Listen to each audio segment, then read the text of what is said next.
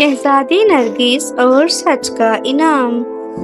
ایک دور کی بات ہے، ایک خوبصورت پہاڑی ریاست تھی جس کا نام گلزار نگر تھا۔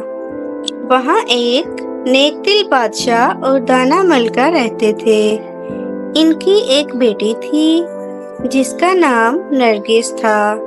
شہزادی نرگس خوبصورت، ذہین اور بہت سچ بولنے والی لڑکی تھی۔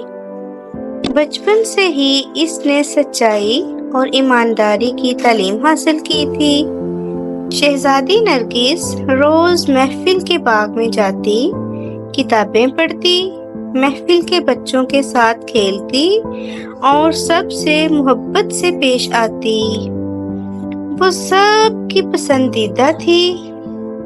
ہر کوئی کہتا، یہ شہزادی نہیں، فرشتہ ہے۔ ایک دن بادشاہ سلامت نے دربار میں اعلان کیا، ہم ایک نیا اصول بنانا چاہتے ہیں۔ جو بھی بچہ سچ بولے گا اسے ایک خاص انعام دیا جائے گا۔ جھوٹ بولنے والے کو سیکھنے کا موقع ضرور ملے گا، مگر انعام صرف سچ کے لیے ہوگا۔ شہزادی نرگس بہت خوش ہوئی۔ اس نے سوچا کہ وہ ہر روز خود سچ بولنے کی مشق کرے گی۔ اگلے ہی دن محفل میں دعوت کا انتظام تھا۔ محفل کے باورچی خاص مٹھائی تیار کر رہے تھے جو صرف بادشاہ کو پیش کی جاتی تھی۔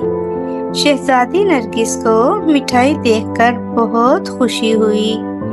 اس نے ایک پلیٹ اٹھائی، مگر وہ اس کے ہاتھ سے گر کر زمین پر گر گئی۔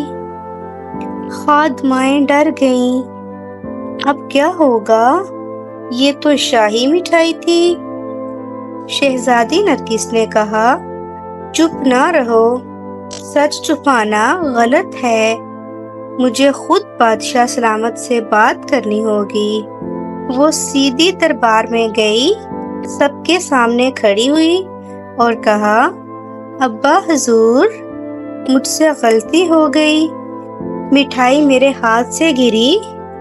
میں جھوٹ بول سکتی تھی، مگر میں نے آپ سے سچ کہنا بہتر سمجھا۔ سب کو لگا بادشاہ ناراض ہوں گے، مگر بادشاہ سلامت مسکرا کر اٹھے اور شہزادی کو گلے لگا لیا۔ بیٹی نرگس، تم نے سچائی کا جو چراغ جلایا ہے وہ سب کے لیے روشنی بنے گا۔ تم ہی ہمارا فخر ہو۔ بادشاہ نے اعلان کیا، آج سے نرگس کو ریاست کی سچ کی شہزادی کا لقب دیا جائے گا۔ جو بھی بچہ سچ بولے گا نرگس اس کو خاص انعام دے گی۔ ملکہ نے شہزادی کے سر پر محبت سے ہاتھ رکھا اور کہا، سچ بولنے والا دلوں پر راج کرتا ہے۔ اس دن سے پوری ریاست میں سچ بولنے کا چرچا ہو گیا۔ بچے سچ بولنے لگے اور ہر گھر میں شہزادی نرگس کی مثال دی جانے لگی۔ اگر آپ کو یہ ویڈیو پسند آئی تو میرے چینل کو سبسکرائب کریں اور بیل آئیکن پہ پریس کریں اور اپنے دوستوں کے ساتھ شیئر کرنا مت بھولیے گا۔